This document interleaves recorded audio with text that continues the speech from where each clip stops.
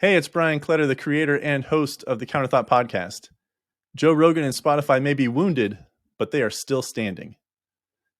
Go back a couple of weeks ago, I believe to around January 27th, Joe Rogan had a guest on his show, and they were talking about the vaccines and all of these other things that have come now to be true, things that have been known to most, or unfortunately not to most, but to many, as not being true.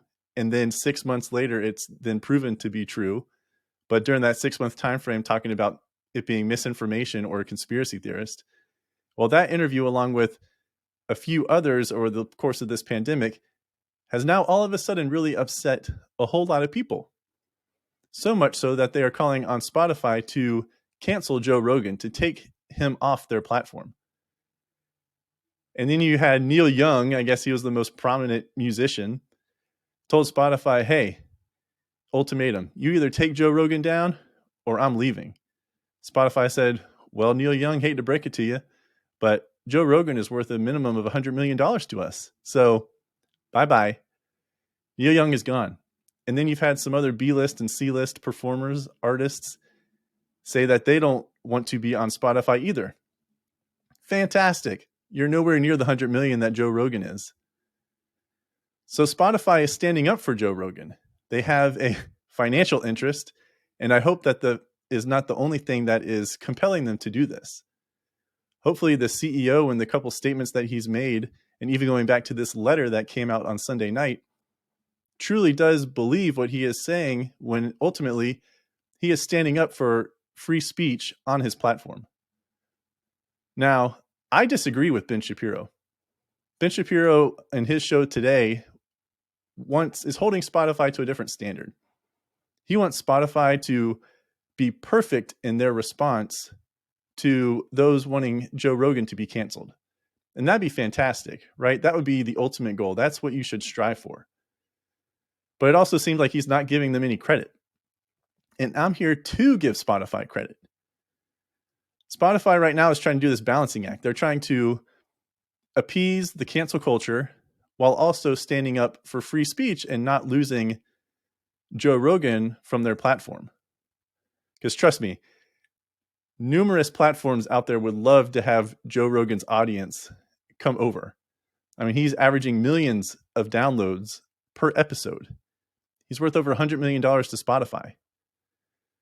And the latest news is the Rumble CEO is offering Joe Rogan a 4-year agreement worth $100 million to come over exclusively to Rumble. So that is going to get Spotify's attention too. And even though they haven't been perfect, I would call them a wounded soldier. They're still fighting for what is ultimately right, which is free speech. Spotify released a letter to their employees, and that came to be in the news on Sunday night. And basically in that letter, Spotify, again, is trying to thread that needle of, hey, employees, we're sorry, Joe Rogan doesn't really encapsulate everything that we stand for here, but ultimately it's free speech and we're just the platform.